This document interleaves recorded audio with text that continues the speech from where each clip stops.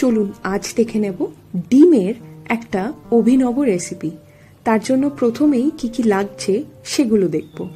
অবশ্যই লাগছে hard boil ডিম। 12 থেকে 15 মিনিট সময় নিয়ে ডিমগুলোকে সেদ্ধ করে নিন। তারপর একটা ছুরির সাহায্যে এইভাবে 1/2 কেটে নিন। তারপরের কাজই হচ্ছে একটা মালাই রয়েছে এইরকম ডাব নিয়ে নিন।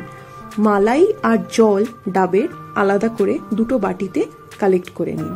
ডাবের জল নিয়ে নিন 200 ml, মালাই নিয়ে নিন 1 বাটি, 2 টেবিলস্পুন ফ্রেশ ক্রিম আর 50 থেকে 70 গ্রাম টক দই নেওয়া হয়েছে। 1 টেবিলস্পুন মেলন সিড বা চারমগজ নিয়ে নেবেন। আমরা এখানেতে সাদা সর্ষে ব্যবহার করেছি, সেটা নিয়ে নেবেন 2 টিস্পুন। কাজু বাদাম নিয়ে নেবেন 1 টেবিলস্পুন, 2 টিস্পুন পোস্ত, তার সাথে 2 কাঁচা লঙ্কা আর 1 টিস্পুন চিনি, 1 টিস্পুন নুন, আর আমরা এখানে গুঁড়ো দুধ নিয়েছি 3 to 4 টিস্পুন। আপনারা চাইলে নারকেলের দুধও ব্যবহার করতে পারেন। সমস্ত উপকরণ একসাথে বেটে নিন। তারপর 1 টিস্পুন আমরা সর্ষের তেল অ্যাড করেছি ঝাঁঝ আনার জন্য। একটা টিফিন বক্সে কিছুটা তেল হাতে নিয়ে এইভাবে গ্রিস করে নিন।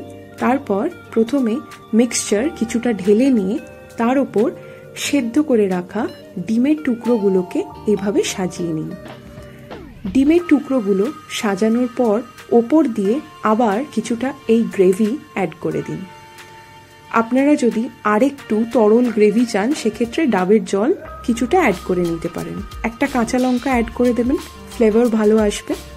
এবার আমরা স্টিম করার জন্য ফ্রাইং প্যানে একটুখানি জল বসিয়ে দিয়েছি। যখন জল ফুটে উঠবে তখন টিফিন বক্সটা সাবধানে রেখে দেবেন। খেয়াল রাখবেন জলের লেভেলটা কোনোভাবেই যাতে টিফিন বক্সের মুখ অবধি পৌঁছতে না পারে।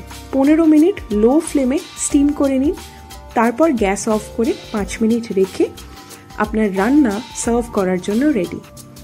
অবশ্যই এই ভিন্ন স্বাদের রেসিপিটা ট্রাই করবেন, আমাদের জানাবেন কেমন লাগলো। এনজয়।